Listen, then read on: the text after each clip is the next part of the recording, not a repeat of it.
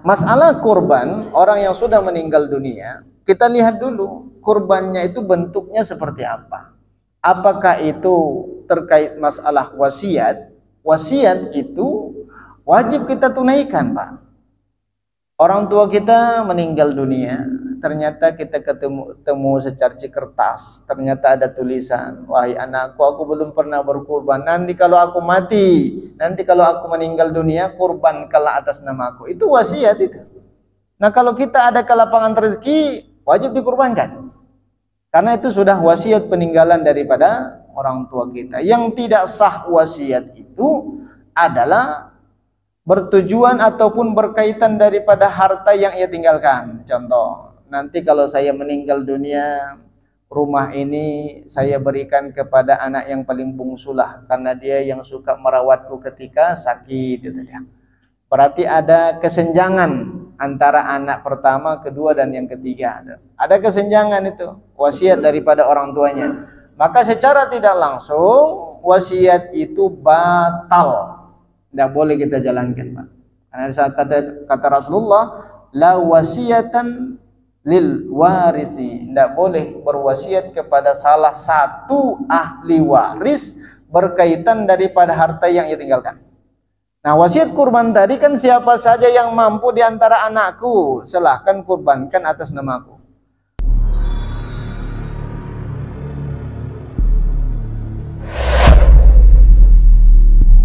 Bismillahirrahmanirrahim. Assalamualaikum warahmatullahi wabarakatuh. Alhamdulillah wa syukru lillahi wassalatu wassalamu ala rasulillah alladzi la nabiyya ba'dah. La hawla wa la quwwata illa billah. Allahumma la ilma lana إلا ما علمتنا إنك أنت العليم الحكيم. اللهم اشرح لنا صدورنا ويسر لنا أمورنا واحلل عقدة من ألسنتنا يفقه أقوالنا. اللهم أعنا على ذكرك وشكرك وحسن عبادتك. أما بعد، الحمد لله الذي أحيانا بعدما أماتنا wa ilaihin nusur. Ma'asyiral muslimin wal muslimat, bapak-bapak, ibu-ibu, jajaran para alim ulama, jajaran para pengurus masjid, cerdik pandai hadirin wal hadirat, jamaah salat fardu subuh yang dimuliakan Allah Subhanahu wa taala. Alhamdulillah, bersyukur kita kepada Allah Subhanahu wa taala yang mana pada pagi hari yang penuh dengan kemuliaan dan keberkahan ini, Allah Subhanahu wa taala masih memberikan kita beberapa nikmat. Di antaranya adalah nikmat hidup, nikmat kekuatan dan keimanan, sehingga kita masih bisa melaksanakan sebuah kewajiban kita dalam rangka meningkatkan ubudiyah. Begitu juga dengan ketakwaan kita kepada Allah. Kemudian salawat beriringkan salam kita aturkan ke junjungan kita, yakni Rasulullah sallallahu alaihi wasallam, yang berlafazkan Allahumma salli ala sayyidina Muhammad wa ala ali Muhammad. Assalamu alayka ya Rasulullah. Bapak Ibu yang dimuliakan Allah Subhanahu wa taala, sebuah keistimewaan bagi kita semua setelah usai menunaikan kewajiban kita, yakni salat subuh secara berjamaah, sembari menunggu masuknya waktu syuruk, kita masih bisa menyisihkan waktu kita untuk duduk bersama, beriktikaf bersama di masjid yang kita cintai ini. Sebagaimana yang disampaikan oleh Rasulullah sallallahu alaihi wasallam, man tawadda'a fi baitihi fa ahsinul wudu'a summa ata masjidan fa huwa fi salatin hatta yarja'. Siapa saja di antara daripada umatku, kata Nabi, yang berwudu di rumahnya, maka sempurnakanlah daripada wudukmu. Setelah berwuduk mereka bergegas berangkat menuju masjid untuk menunaikan ibadah salat. Sesampainya di masjid itu mereka berdiam diri ataupun beriktikaf di dalamnya.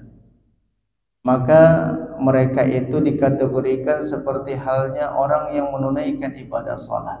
Bahkan kata Nabi, mereka memperoleh pahala jauh lebih baik dibandingkan pahala menunaikan ibadah salat-salat sunnah. Berarti duduk di majelis ilmu yang diadakan di salah satu rumahnya Allah, seperti yang kita lakukan pada pagi hari ini Bapak Ibu, itu jauh lebih baik kata Nabi di hadapan Allah dibandingkan waktu yang sama kita gunakan untuk salat sunnah. Maka sering kita sampaikan kepada majelis-majelis ibu-ibu ini, kalau wiridnya sudah dimulai, kalau gurunya sudah menyampaikan tausiahnya, ibu yang telat itu tidak dianjurkan untuk salat tahiyatul masjid, tapi lebih mulia langsung duduk saja, walaupun itu adalah perkara yang sunnah. Idza dakhaltumul masjid, kata Nabi, fala tajlisanna ahadukum hatta yarka'a rak'ataini. Ketika engkau memasuki masjid, janganlah engkau duduk sebelum menunaikan ibadah salat 2 rakaat. Salat apa yang dimaksudkan oleh Nabi di dalam hadis ini? Salat tahiyatul masjid. Maka 2 ibadah ini ada namanya tafdil, yang lebih diutamakan di antara ibadah yang lain. Bukan berarti salah ketika ada yang salat, tidak salah, tapi kalau dibandingkan, diibaratkan 2 ibadah ini, lebih baik duduk di dalam majelis ilmu. Nah, ini sebuah keistimewaan yang luar biasa. Juga disampaikan oleh Nabi, man salaka tariqan yaltamisu fihi ilman sahalallahu lahu tariqan ilal jannah. Jika ada di antara kalian, kata Nabi, yang selalu memudahkan daripada langkahnya, membagi daripada kesibukannya untuk mendatangi sebuah majelis ilmu, karena majelis ini banyak. Ada majelis ilmu, ada majelis domino, ada majelis catur, ada majelis nonton bola dan lain sebagainya. Ini majelis semua. Karena majelis itu maknanya ya beberapa orang berkumpul sembari duduk untuk melakukan sebuah hal, itu namanya majelis. Tapi kalau ada ilmu yang diperoleh namanya majelis ilmu. Kalau ada kemenangan di dalam perlombaan itu namanya ya majelis catur dan lain sebagainya. Tapi Bapak Ibu yang memuliakan Allah Subhanahu wa taala, orang-orang ini kata Nabi, kelak nanti di hari kiamat Allah akan mempermudah langkahnya menuju surganya Allah Subhanahu wa taala. Maka kalau usia kita Pak sudah di atas 50 tahun, ya sering-seringlah mendatangi majelis. Kita tidak tahu usia kita sampai kapan. Jangan sampai ketika malaikat maut mendatangi kita, baru ada permohonan kepada Allah, Rabbirji'un, ya Allah, tangguhkanlah sedikit lagi daripada usia kami. Ibadahku belum seberapa. Padahal sudah hidup berapa tahun? 50 tahun. Sudah hidup berapa tahun? 60 tahun. Maka tengok di beberapa grup-grup kita di WhatsApp, di media sosial, oh di sana kajiannya ini, di sana kajiannya ini. Walaupun seandainya kita tidak memperoleh ilmu sedikit pun, ya minimal kita sudah mendatangi sebuah majelis-majelis ilmu. Bapak Ibu yang dimuliakan Allah Subhanahu wa taala, pada hari ini kita sudah memasuki bulan Zulqa'dah. Zulqa'dah ini juga termasuk bagian daripada bulan haram. Arba'atu hurum, Zulqa'dah, Zulhijjah, Muharram, dan satu lagi bulan Rajab. Maka dalam bulan Zulqa'dah ini ibadah yang kita lakukan, karena dia ibadah ataupun bulan haram, bulan yang dimuliakan, ibadah yang kita lakukan di dalamnya Allah lipat gandakan pahalanya. Maksiat yang kita lakukan di dalamnya juga Allah lipat gandakan dosanya. Berarti balance dia antara ibadah dan maksiat. Bapak Ibu yang dimuliakan Allah Subhanahu wa taala. Kajian kita satu pekan yang lalu sudah membahas perkara masalah fiqhul udhiyah. Fikih yang membahas tentang hewan kurban ataupun hari raya Idul Adha. Maka muncul perkara baru di dalam masalah ibadah ini. Perkara baru seperti apa? Banyak kita lihat di beberapa masjid, di papan informasi yang sudah terjadwal nama-nama yang berkurban pada bulan Zulhijjah, bulan yang akan datang.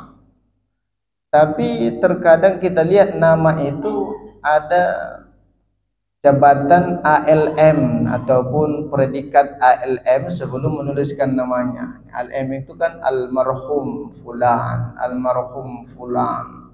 Berarti berkurban atas nama orang yang sudah meninggal dunia. Ini perkara masalah fikihnya seperti apa? Kita beranjak kepada salah satu hadis yang diceritakan oleh istri Rasulullah sallallahu alaihi wasallam, yaitu Aisyah radhiyallahu anha. Apa kata Aisyah di dalam hadis ini? Ini hadisnya hadis sahih ini, diriwayatkan oleh Imam Muslim. Dan juga redaksi yang berbeda diriwayatkan oleh Imam Al-Bukhari. Berarti sahih. Bapak Ibu yang dimuliakan Allah, kalau ada sebuah hadis baik yang membahas tentang fikih, membahas tentang akidah dan lain sebagainya yang sudah ditakhrij dan juga diriwayatkan oleh Imam Al-Bukhari dan juga Imam Muslim, itu bisa dikategorikan sahih secara keseluruhan. Anehnya kita mendapati sebuah kitab ataupun buku kecil yang membahas tentang hadis dhaif yang diriwayatkan oleh Imam Al-Bukhari. Ini luar biasa, ini orang yang mencetus ataupun mengarang kitab itu mencari kelemahan daripada Imam Al-Bukhari. Padahal kalau dari segi kategori keilmuan kita belum sanggup, Pak. Seujung kuku daripada ilmu ulama-ulama dulu belum ada yang kita pahami pada saat ini. Kenapa berani-beraninya kita menyimpulkan bahwasanya ini hadis yang diriwayatkan Imam Bukhari ini dhaif ini. Ini kalau bisa disampaikan orang yang sedikit kurang diajar ini, ya. Karena ulama sekaliber daripada Imam Al-Bukhari, berani orang yang hanya menuntut ilmu 7 tahun saja sudah bisa menyimpulkan. Padahal ulama-ulama dulu berpuluh-puluh tahun, Pak, mencari ilmu itu. Dari Mesir, berangkat ke Irak, berangkat ke Palestina, berangkat ke Sam dan lain sebagainya. Jangan ikut-ikutan hal yang seperti itu. Yang jelas kalau ada fadilahnya kita amalkan dan lain sebagainya. Aisyah radhiyallahu anha bercerita di dalam hadis ini. Ja'a rajulun ila Nabi sallallahu alaihi wasallam. Datang sosok seseorang menghampiri rumah daripada Nabi, hendak bertemu dengan Nabi dan bertanya. Nah, kalau kalimatnya rajul berarti seseorang yang sudah dewasa. Kalau anak-anak tidak disebutkan rajul itu di dalam referensi fikih, hadis dan lain sebagainya. Rajul itu sudah dewasa dia. Kurang lebih usianya 20 tahun ke atas. Kalau anak-anak namanya sabiyun ataupun walad. Waladun itu belum dewasa. Berarti yang datang menghampiri rumah daripada Rasulullah ini adalah seseorang yang sudah dewasa. Karena diceritakan oleh Aisyah rajulun. Apa yang dilakukan oleh laki-laki ini ketika bertemu dengan Rasulullah sallallahu alaihi wasallam? Beliau menyampaikan terhadap musibah yang ia alami ketika itu. Ya Rasulullah, inna ummi uftulitat walam usi alayya wa tarakal ma. Wahai Rasulullah, aku punya ibu, ayahku sudah wafat berarti. Aku punya ibu, ibuku ini meninggal dunia. Tiba-tiba tidak ada penyakit, tidak ada angin. Terkadang kan kita mendapatkan kabar seperti itu, Pak. Aduh, itu Pak Haji itu baru saja kita sholat subuh di Masjidil Firdaus, ternyata sudah wafat, sudah meninggal dunia, tiba-tiba sudah. Nah, yang meninggal tiba-tiba ini bisa dikategorikan nikmat. Tidak merasakan sakitnya sakaratul maut, tidak merasakan sakitnya proses daripada kematian dan lain sebagainya. Tapi bukan berarti kita simpulkan Bapak Ibu bahwasanya orang yang terkena penyakit menahun itu tak mati-mati itu. Jangan kita simpulkan itu adalah bagian daripada azab. Ini bahaya. Oh, ini karena dulunya dia suka bermaksiat itu, Allah berikan bala, Allah berikan ujian, Allah berikan azab. Jangan. Terkadang penyakit yang kita alami itu Bapak Ibu adalah rahmat. Rahmat itu kasih sayang yang Allah datangkan di dalam kehidupannya. Kenapa dikategorikan kasih sayang? Kalau Ali ibnu Abu Thalib 1 pekan saja dia tidak mendapatkan musibah dalam kehidupannya, beliau sedih, Pak. Ali ibnu Abu Thalib itu sedih itu. Ya Allah, dalam pekan ini aku kenapa tidak mendapatkan cobaan, kenapa tidak mendapatkan musibah? Barangkali ya Allah engkau sudah melupakan daripada kehidupanku. Sampai seperti itu, Pak. Maka jangan langsung disimpulkan orang yang terkena musibah itu adalah bala. Orang yang terkena musibah itu adalah azab. Dia memang dulu dia maksiat, itu wajar dapat penyakit. Jangan itu. Ini kategorinya tidak boleh dalam Islam seperti itu. Terkadang Allah berikan penyakit itu, dengan cara itulah Allah menggugurkan daripada dosa-dosanya. Nah, ada kan orang tua kita menahun sudah. Ya, maka tadi malam innalillahi wa inna ilaihi raji'un, saudara kita ada yang meninggal dunia. Berbulan-bulan sudah terkena penyakit. Maka dengan penyakit itu Allah gugurkan dosa-dosanya. Begitu juga dengan kita, Pak, orang tua kita. Tapi dengan ketentuan kita harus sabar. Yakin dan percaya itu adalah datangnya dari Allah. Kalau kita mengeluh, ya Allah ini kok asam urat dan sembuh-sembuh nih ya Allah. Nah, sesekali ke tetangga lah dulu berikan asam urat ini. Ini kan mengeluh namanya, tidak boleh. Maka tidak ada dosa yang gugur seperti itu. Sabar saja. Aku yakin dan percaya ya Allah, musibah ini datang dari Engkau, penyakit ini datang dari Engkau. Mudah-mudahan dengan penyakit ini Allah gugurkan daripada dosanya. Karena ketika Nabi mendengarkan ada kabar sahabat itu terkena penyakit, maka apa kata Rasulullah? Tahurun insyaallah. Apa arti tahurun? Suci kan? Mudah-mudahan Allah mensucikan dosanya, mudah-mudahan Allah menggugurkan dosa-dosanya, insyaallah, kata Nabi. Bukan berarti itu termasuk kategori bersyukur, tidak ya. Bapak Ibu yang dimuliakan Allah. Nah, sahabat ini, laki-laki ini ibunya meninggal dunia tiba-tiba sudah. Maka apa kata sahabat ini, ya Rasulullah, inna ummi uftulitat wa lam usi alayya wa tarakal mal afa atasaddaqu anha. Aku punya ibu meninggal tiba-tiba, tidak ada wasiat yang ia tinggalkan, ternyata ada harta sedikit peninggalan daripada ibuku ini. Bolehkah aku bersedekah atas nama daripada makku? Nah, ini kan termasuk kategori sedekah ini. Pertanyaan daripada seorang pemuda. Nah, sedekah ini Bapak Ibu, jangan kita berpaham dengan pemahaman yang sempit. Makna sedekah itu memiliki cakupan yang sangat luas, pengertiannya luas, Pak. Apa itu sedekah? Disampaikan oleh Nabi, sedekah itu adalah kullu ma'rufin yusamma bis sedekah. Segala sesuatu bentuk daripada perbuatan yang memiliki potensi kebaikan, maka itu bagian daripada sedekah. Apapun bentuk perbuatannya, kalau itu baik, sedekah itu. Nyapu masjid, sedekah itu. Mengumandangkan azan, sedekah itu. Menasihati orang yang mungkin tak kunjung dia menunaikan ibadah salat, sedekah. Begitu juga dengan kita mengeluarkan uang, infak itu bagian daripada sedekah.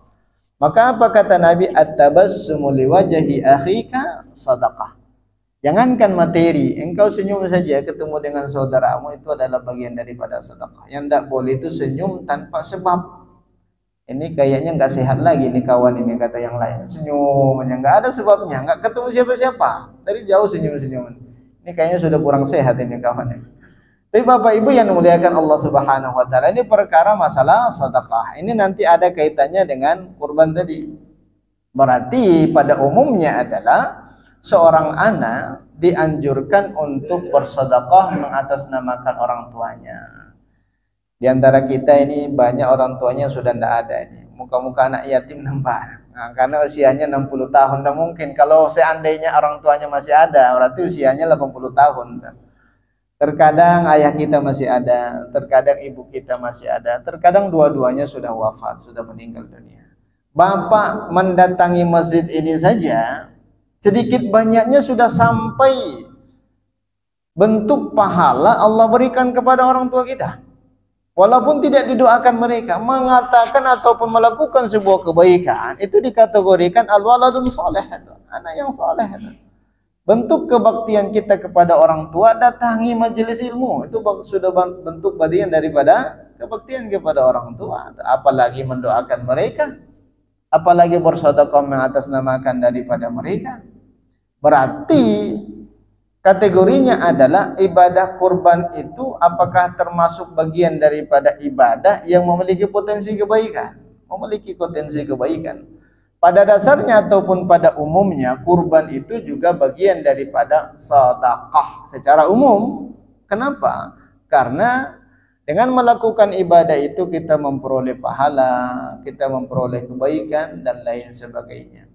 Bapak Ibu yang dimuliakan Allah, pernah salah seorang sahabat menunaikan ibadah haji, tapi hajinya ini agak lain. Nah, hajinya seperti apa? Haji bukan atas nama dia, atas nama salah seorang sahabat namanya Sufrumah. Sufrumah ini sudah wafat. Maka sahabat ini barengan dengan Nabi ketika tawaf, ketika sa'i. Maka talbiyah yang dibacakan oleh sahabat ini bukan talbiyah atas nama dia. Labbaik Allahumma Sufrumah, labbaik Allahumma Sufrumah. Maka Nabi sedikit heran, berpaling ke sahabat ini kok talbiyahnya beda. Maka apa kata Nabi? Wahai sahabatku, siapa itu Sufrumah? Sufrumah itu ya Rasulullah adalah saudaraku, sahabatku yang telah wafat. Maka aku membadalkan daripada hajinya. Maka apa kata Nabi? Engkau boleh membadalkan haji saudaramu, haji daripada orang tuamu, dengan ketentuan engkau sudah menunaikan ibadah haji terlebih dahulu. Kalau kita Pak mau membadalkan haji orang tua kita, haji kita dulu, sudah selesai haji kita, baru boleh tahun yang akan datang membadalkan haji orang tua. Tapi kalau seandainya kita sudah daftar haji, nunggu berapa tahun, sekian tahun lah kalau di Indonesia, agak lama. Kita nak membadalkan haji orang tua, takutnya 10 tahun yang akan datang tidak sempat lah nih. Maka tahun kedua kita menunggu, kita memakai jasa orang lain untuk membadalkan haji orang tua kita, boleh. Boleh itu. Yang tidak boleh itu kita sendiri yang membadalkannya, padahal kita belum menunaikan ibadah haji. Berarti badal itu adalah menggantikan haji daripada orang tua, dengan ketentuan orang ini sudah haji terlebih dahulu baru boleh membadalkan orang tuanya. Bapak Ibu yang memuliakan Allah Subhanahu wa taala, kita beranjak ke masalah fiqhul udhiyah tadi, fikih kurban tadi. Apakah boleh kita berkurban mengatasnamakan daripada orang tua? Padahal tadi sudah jelas bahwasanya kurban itu juga bagian daripada sedekah. Bagian daripada sedekah, bukan berarti sedekah infak tadi itu. Jangan pula kita berpaham, kemarin Ustaz nyampaikan kurban itu sedekah juga, ternyata kata dia masuk dia ke Masjidil Firdaus berinfak 2000, ini sajalah ganti kurbanku sudah sedekah ini, kata dia. Ini bahaya nih. Perlu diruqyah ini orang nih ya, mudah-mudahkan saja, padahal sudah ada ketentuan ibadah tertentu. Ibadah ini ketentuannya seperti ini, ibadah ini ketentuannya seperti ini. Nah, masalah kurban orang yang sudah meninggal dunia, kita lihat dulu kurbannya itu bentuknya seperti apa. Apakah itu terkait masalah wasiat? wasiat itu wajib kita tunaikan, Pak. Orang tua kita meninggal dunia, ternyata kita ketemu secarci kertas, ternyata ada tulisan, wahai anakku, aku belum pernah berkurban, nanti kalau aku mati, nanti kalau aku meninggal dunia, kurbankanlah atas namaku. Itu wasiat itu. Nah, kalau kita ada kelapangan rezeki, wajib dikurbankan, karena itu sudah wasiat peninggalan daripada orang tua kita. Yang tidak sah wasiat itu adalah bertujuan ataupun berkaitan daripada harta yang ia tinggalkan. Contoh, nanti kalau saya meninggal dunia, rumah ini saya berikan kepada anak yang paling bungsulah, karena dia yang suka merawatku ketika sakit, gitu ya. Berarti ada kesenjangan antara anak pertama, kedua, dan yang ketiga. Ada kesenjangan itu, wasiat daripada orang tuanya. Maka secara tidak langsung wasiat itu batal, tidak boleh kita jalankan, Pak. Karena kata Rasulullah, la wasiatan lil warisi, tidak boleh berwasiat kepada salah satu ahli waris berkaitan daripada harta yang ia tinggalkan. Nah, wasiat kurban tadi kan siapa saja yang mampu di antara anakku, silahkan kurbankan atas namaku. Siapa saja atau berarti kalau salah satu di antara mereka diwasiatkan terhadap harta, maka bapak sudah berancang-ancang nih, karena sebentar lagi ia menghadap Allah, karena usianya sudah semakin belia, sudah semakin tua. Kita tulis wasiat, ini anakku yang di Jakarta sana tidak peduli, tidak pernah nanya kabarku, ya sudah, harta warisan tak payah ia dapat. Ia tulis harta wasiatnya ditujukan kepada anaknya. Meninggal dia, maka wasiat itu batal, Pak. Jangan jalankan itu. Kenapa? Karena kalau dijalankan nanti terjadi permusuhan terhadap ahli waris. Oh, enak betul anak ataupun adikku tuh, dia pula yang dapat rumah itu, padahal aku yang paling tua, kata dia. Jangan buat wasiat yang muncul polemik nanti ketika kita sudah wafat. Tidak boleh, tidak sah wasiat itu. Nah, wasiat berkaitan daripada kurban. Meninggal orang tua kita, ternyata ada kemampuan kita untuk berkurban atas nama mereka. Maka jumhur, bahkan ittifaq ulama, kesepakatan seluruh daripada para ulama-ulama khalaf, ulama-ulama fikih dan ulama-ulama muhadditsin, mufassirin itu bahwasanya berkurban atas nama orang yang meninggal dunia sangat-sangat dianjurkan apabila ada wasiat yang ditinggalkan oleh orang tua kita. Apabila ada wasiat itu, ya. Bagaimana halnya kalau tidak ada wasiat? Tidak ada wasiat, padahal kita ada kemampuan untuk berkurban atas nama kita, atas nama orang tua kita. Maka sebahagian para ulama berpandangan kalau tidak ada wasiat tidak ada anjuran. Kalau nak berkurban atas nama orang tua silahkan, tapi itu termasuk hanya bagian daripada ibadah sedekah saja, ibadah kurbannya tidak dapat. Nah, karena tidak ada wasiat, tapi tetap dianjurkan itu atas nama orang tua. Nah, pandangan yang kedua, ini jumhur. Definisi jumhur ini, Bapak Ibu, jumhur itu mayoritas. Kita ada di masjid ini kurang lebih ini 300 orang. Kurang atau lebih, berarti kurang nih, ya. Berarti sepakat 250. Nah, ini jumhur namanya, mayoritas, bahwasanya berkurban atas nama orang yang sudah meninggal dunia tetap dianjurkan, boleh itu, ya, atas nama orang tua kita, atas nama istri, atas nama suami, atas nama anak, boleh. Tapi ingat, kalau berkurban atas nama orang tua, atas nama saudara, alangkah baiknya juga kita berkurban pada tahun itu. Itu lebih baik. Nah, ketika dibandingkan berkurban atas nama orang tua atau berkurban atas nama kita, mana yang lebih baik? Ingat tadi sudah diceritakan masalah haji tadi. Nah, engkau haji dulu, baru badalkan orang lain. Engkau berkurban dulu pada tahun itu, karena ibadah kurban ini bukan sekali seumur hidup, Pak. Ibadah kurban itu setiap tahun. Jangan Bapak berpikir tahun kemarin saya sudah berkurban, ya sudah tahun ini sudah lepaslah. Tidak. Selagi kita masih mampu, maka berkurban. Kalau tidak mampu, jangan dimampu-mampukan. Saya tidak mampu berkurban, tidak apa-apalah saya berhutang. Tidak boleh. Karena lebih utama bayar hutang dibandingkan berkurban. bukan berarti hutang KPR ya. Hutang KPR kan 15 tahun, 10 tahun. Nanti 10 tahun ini saya tidak boleh berkurban. Tidak seperti itu juga konsepnya. Kalau kita mampu, ada bulanan tetap. Pada bulan ini pengeluaran kita banyak, Pak. Pengeluaran banyak, tapi sudah ada pengeluaran pemasukan tetap ini. Bulan besok masuk sekian. Hari ini kayaknya tidak mampulah. Ya sudah, saya berhutang dulu lah untuk berkurban, tapi sudah ada anggaran untuk bulan besok untuk menutupi itu. Boleh seperti itu. Tapi kalau sudah tidak ada ketetapan uang bulanannya berapa masuk, ya tidak ada ketetapan, maka tidak dianjurkan, Pak. Tidak boleh dipaksakan itu. Ya, karena lebih utama bayar hutang dulu dibandingkan ibadah-ibadah yang lain sekalipun. Hutang dulu kata Nabi. Bandingkan haji, hutang dulu. Dibandingkan umrah, hutang dulu. Begitu juga dengan ibadah lain. Tapi Bapak Ibu yang dimuliakan Allah, maka pandangan jumhur, orang yang meninggal dunia boleh kita kurbankan. Boleh kita berkurban atas nama mereka. Tapi alangkah baiknya juga dengan tahun yang sama kita berkurban.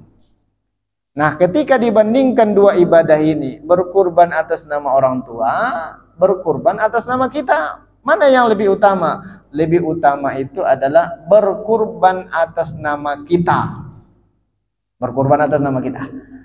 Apalagi kalau dua-duanya dicantumkan ataupun dilaksanakan jauh lebih baik, Pak, atas nama orang tua yang sudah wafat dan juga atas nama kita, dua-duanya. Tapi kalau memang hanya satu yang mampu pada tahun itu, lebih baik atas nama kita. Atas nama kita berkurban berarti orang tua yang telah wafat juga dapat pahalanya. Pahala atas dasar apa? Atas dasar anak yang soleh melakukan sebuah ibadah. Maka sampai ataupun adalah ganjaran pahala kepada orang tua. Tapi kalau dua tadi, atas nama orang tua almarhum fulan dan juga atas nama kita selaku orang yang mewakili daripada keluarga. Yang belum berkurban tetap mendapatkan pahala kurban dengan kategori tidak mampu, ya. Kenapa? Pahala dari kurban siapa? Kurban tetangga atau kurban siapa? Karena Nabi menyampaikan ketika itu Rasulullah sallallahu alaihi wasallam berkurban 2 kibasain. Ketika menyembelih kibas yang pertama, ini atas nama aku dan keluargaku kata Nabi. Berkurban yang kedua, ini atas nama daripada umatku yang tidak sanggup berkurban di kemudian hari. Berarti umat Nabi itu kan 2 kategori, ada yang masih hidup, ada yang sudah meninggal. Nah, itulah dasar para jumhur ulama mengatakan bahwasanya kita boleh-boleh saja berkurban atas nama orang yang sudah wafat ataupun yang sudah meninggal dunia. Tapi jangan kelebihan kategorinya, karena disampaikan oleh Nabi, yastarikuna fil ibli au fil baqari sab'atu nafar. Berarti maksimal dalam 1 ekor sapi itu jumlahnya 7 orang.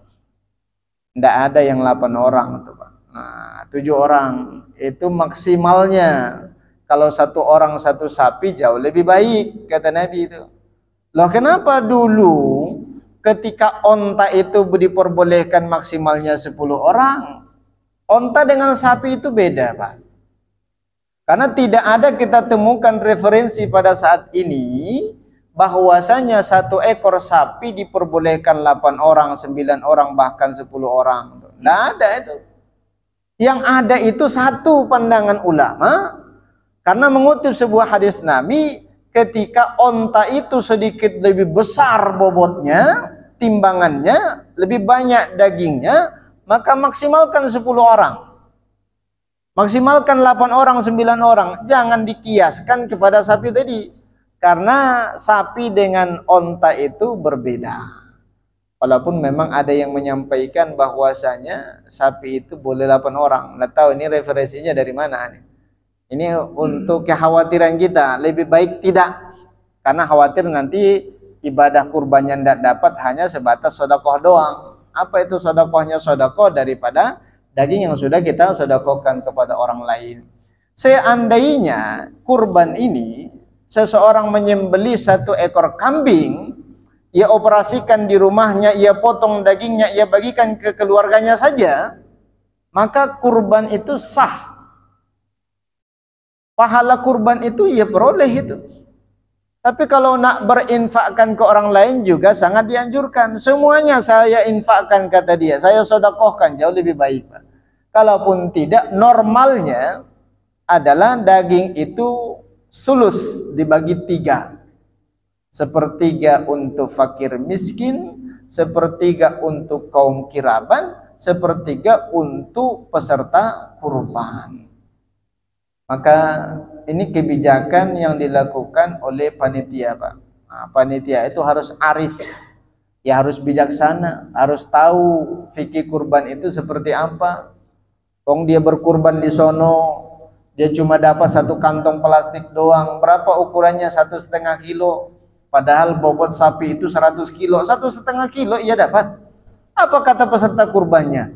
Kira-kira apa niat daripada peserta kurban ini? Ya sudah, tahun besok tidak maulah berkurban di sana, cuma 1,5 kilo saya dapat. Di masjid yang lain dapat 3 kilo. Ini fitrah, Pak. Manusia itu suka membandingkan. Maka agar tidak lari peserta kurban di masjid-masjid kita, buat kebijakan. Kebijakannya seperti apa? Sisihkan bagian peserta kurbannya. Berapa? 1,5 kilo. Atau 2 kilo lah. 2 kilo. Tapi diantara yang 2 kilo itu berikan 5 kantong plastik kepada dia, tambahannya. Kenapa ditambahkan? Karena dia punya saudara, dia punya tetangga, Pak, dia punya keluarga. Belum tentu saudaranya yang di Uban, yang di Kijang juga berkurban. Dia berangkat ke sana, ada yang mau dibawa ke sana. Nah, ini kebijakan yang luar biasa, Pak. Jangan hanya 1 kantong plastik doang, berikan tambahan. Apakah dia 3, apakah dia 5, tapi jangan semua. Kalau semua kan nggak juga, tidak ada tersisa. Itu kebijakan yang luar biasa. 1 kantong plus ditambahkan yang lain, Pak. Ini sudah kita arahkan ataupun mungkin diberikan masukan ke panitia kurban di Masjid As-Sifa ataupun di kompleknya Bumi Air Raja. Nggak tahu dijalankan itu enggak nantinya. Untuk menarik minat peserta kurban itu seperti itu. Nah, jangan setiap tahun menurun sudah, karena ya kepanitiaan itu tidak amanah ataupun tidak dipercayai oleh peserta kurban. Bahaya kalau seperti itu. Kalau tidak dipercaya, sudah tahun besok ganti, evaluasi saya. Nah, untuk sekedar panitia saja ataupun mungkin berikan pemahaman yang lain. Tapi Bapak Ibu yang dimuliakan Allah Subhanahu wa taala, ini adalah segelumit daripada tambahan pengetahuan kita terkait daripada berkurban atas nama orang yang sudah meninggal dunia, bersedekah atas nama mereka, berinfak atas nama mereka. Ini dalam Islam itu sangat dianjurkan.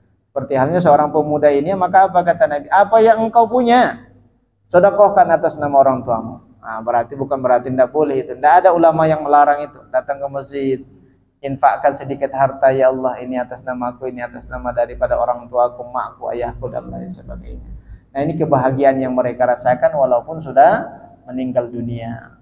Tapi Bapak Ibu yang dimuliakan Allah, mungkin ada hal yang perlu kita diskusikan atau ya silakan, Pak. Assalamualaikum warahmatullahi wabarakatuh. Mampu seseorang itu seperti apa? Kita wajib berkorban. Ya. Yang kedua, misalnya suatu paguyuban itu akan berkorban, tapi dia uang paguyuban itu bagaimana statusnya? Baik. Pak. Ya. Assalamualaikum warahmatullahi wabarakatuh. Paguyuban ini adalah sebuah kelompok ya ataupun persatuan. Nah, kalau disebut dengan persatuan itu jumlah orangnya tidak terbatas. Kadang 10 orang, kadang 100 orang, bahkan ada yang 200 orang. Sama halnya berkurban atas nama perusahaan PT. PT ini besar, karyawannya berapa? 2.000. Membawa 1 ekor sapi ke masjid kita, ini atas nama PT. Jangan Bapak tolak itu. Kalau Bapak tolak, kita ambil itu. Nah, berarti itu boleh diambil. Kalau seandainya tidak termasuk kategori kurban, itu berarti kategori sedekah. Sedekah itu kalau sudah atas nama paguyuban, sudah atas nama sekolah, atas nama PT, itu ketentuannya bukan kurban lagi tapi sedekah. Biar berkah paguyubannya, biar berkah PT-nya dan lain sebagainya. Kecuali digilir, tahun ini 7 orang, tapi setiap tahun kita patungan sekian, setiap bulan patungan, adil dia. Sudah selesai 7 orang atas nama pula, harus ada namanya, bukan atas nama paguyuban. Atas nama anggota paguyuban siapa saja dulu. Nah, 7 orang. Tahun besok kalau mampu 2 ekor, 14 orang. Sampai 10 tahun ke depan selesai sudah. Satu paguyuban. Caranya seperti itu. Ya, musyarakah fil ibil wa fil ghanam. Berarti ada istilah berserikat di dalam pelaksanaan ibadah kurban. Berarti kalau jumlahnya atas nama, jumlahnya lebih daripada 7 orang, itu termasuk kategori sedekah saja. Tidak termasuk kategori kurban lagi. Ya, seperti itu. Kemudian, ya maksimalnya 7 orang. Ya, ya. Pilih saja 7 orang dulu. Apakah ketuanya, apakah penasehatnya, apakah anggotanya. Tapi kesepakatan dulu. Buat dulu musyawarah. Ya, ini dalam ketentuan kurban itu ada tata cara tertentu ini. Maksimal 7 orang Bapak Ibu. Siapa aja dulu. Tahun ini sebulan ya sudah. Tahun besok tidak ikut lagi ya, tapi patungan tetap. Ya, patungan tetap ikut. Sehingga habis sudah 7 orang 10 tahun kan sudah 70 orang. Nah, kalau dia sudah meninggal dunia tetap kurbankan atas nama dia. Tidak ada masalah. Nah, seperti itu. Yang kedua, ketentuan mampu ini berbeda definisi mampu di dalam pelaksanaan ibadah kurban dengan pelaksanaan ibadah zakat fitrah. Kalau zakat fitrah, kata Nabi, ketika dia masih memiliki nafkah mulai terbenamnya matahari sampai masuk hari esok, itu kurang lebih ya 10 jam atau 20 jam atau 1 hari 1 malam lah dikategorikan. Dia masih ada nafkah yang tersimpan untuk dia, untuk anaknya, berarti wajib membayar zakat fitrah. Walaupun dia miskin. Padahal miskinnya itu dia masih punya beras banyak, 2 goni, 2 karung. Masih punya kebun dan lain sebagainya, wajib zakat fitrah. Berbeda halnya dengan kurban ini. Kurban ini hanya ulama-ulama Hanafiyah yang mengatakan bahwasanya kurban itu adalah wajib. Ulama Hanafiyah saja. Kalau jumhur, Malikiyah, Syafi'iyah, Hanabil, Ahmad bin Hanbal ataupun Hanabilah mengatakan kurban itu bukan wajib, tapi sunnah muakkad, sunnah yang dikuatkan. Nah, apakah ada kategori tertentu mampu atau tidaknya? Tidak ada. Tergantung kemauan daripada seseorang, kira-kira mampu atau tidak dia. Yang jelas jangan sampai berhutang yang tidak ada anggaran khusus untuk melunasi daripada hutang itu. Maka jangan dipaksakan juga untuk berkurban, karena tetangga berkurban dia malu tidak berkurban, sudah minjam juga ke bank deh untuk berkurban. Ini tidak boleh. Itu sangat tidak dianjurkan, kecuali realistisnya jelas. Bulan besok sudah ada anggaran ini kurang lebih 3,5 juta. Ya sudah, bolehlah saya minjam hari ini. Sehingga bulan besok sudah ada alokasi untuk membayar itu. Nah, kategorinya seperti itu. Yang jelas jangan sampai kita berhutang yang tidak ada anggaran untuk membayar itu demi melaksanakan ibadah kurban. Kalau sama sekali tidak mampu, ingat dulu 14 abad yang lalu Nabi sudah mewakilkan daripada kurban umatnya. Sampai seperti itu, Pak, bentuk kasih sayang Nabi itu kepada kita. 14 abad yang lalu loh. Sampai nanti akhir kiamat, ini adalah atas nama kurban daripada umatku, kata Nabi. Tapi yang tidak mampu, jangan mengandalkan ini selalu kita sama. Jangan mengandalkan kurban Rasulullah. Ya sudah, saya kurbannya Nabi sajalah yang dulu, kata dia. Setiap tahun tidak berkurban, tapi ke Malaysia pulang balik dia setiap bulan. Ini kacau juga ini kawan ini, hal seperti itu. Tapi Bapak Ibu yang dimuliakan Allah, silakan, mungkin ada yang lain. Ya, silakan. Jadi yang berkurban kalau tempat kita itu dapat 4 kilo, dimana yang 1 kilo itu dimasak untuk dimakan bagi yang membantu proses penyelenggaraan. Nah, yang 3 baru dibawa pulang. Kira-kira boleh nggak? Baik. Ini kacau nih masjid yang 2 kilo ini, kayaknya pindah juga nih ke masjid ini. Ada masjid yang dapat 1,5 kilo. Ini gimana pembagiannya? Bahkan panitia itu ketika musyawarah, kita cari aja sapi yang beratnya 100 kilo. Saya tanya, Bapak berkurban? Enggak, kata dia. Loh, Kok bapak yang menentukan beratnya atau tidaknya? Biar banyak yang dapat, kata dia. Dia pula yang memutuskan. Padahal kan itu adalah hak daripada peserta kurban. Peserta kurban. Nah, berkaitan daripada memasak dagingnya itu, apapun bentuk kebijakan yang dilakukan oleh panitia, wajib diketahui dan diizinkan oleh peserta kurban. Titik. Ini kaidahnya seperti itu. Mau dimasak tulangnya, mau dimasak dagingnya, izin dulu kepada peserta kurban. Itu bukan kebijakan panitia, Pak. Kecuali panitia itu juga peserta kurban. Ketika hendak menyembelih, sampaikan nama-namanya fulan, mana orang-orangnya sudah kumpul, yang lain tidak ada, wakilkan, boleh. Ini panitia banyak ini. Ya, apakah izin Bapak Ibu nanti kita sudah dipotong, dioperasikan, diambil sedikit dagingnya dan tulangnya untuk disop untuk makan bersama, izin, kata dia. Halalan thayyibah, halal. Tapi kalau belum ada izin, itu subhat daging itu. Halal atau tidak? Subhat. Berarti harus ada izin dari peserta kurban. Mau 1 kilo, mau 2 kilo, mau tulangnya, asal jangan semua dimasak. Kalau semua dimasak kan pesta besar, tidak dapat yang lain. Intinya apapun kebijakan yang dilakukan oleh panitia, wajib diketahui oleh peserta kurban. Baik, Allahu a'lam bishawab. Jadi Bapak Ibu yang dimuliakan Allah, itu saja mungkin dapat kita bahas pada pagi hari yang mulia ini. Kita tutup dengan lafaz alhamdulillah, alhamdulillahirabbil alamin, dan doa kafaratul majlis. Subhanakallahumma wa bihamdik, asyhadu an la ilaha illa anta, astaghfiruka wa atubu ilaik. Akhir kalam ini, wassalamu alaikum warahmatullahi wabarakatuh.